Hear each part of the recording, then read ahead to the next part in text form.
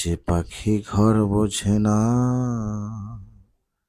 ঘুরে বেড়ায় বন বাজারে, ভোলা মনে নাচে দেখো মনেরই উঠোন জুড়ে।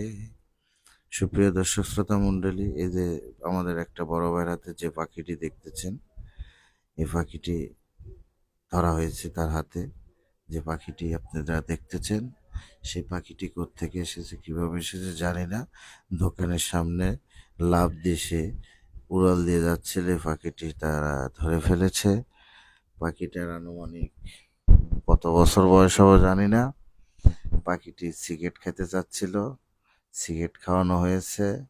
পাখিটি মনে হয় বিরল প্রজাতির পাখি হতে পারে।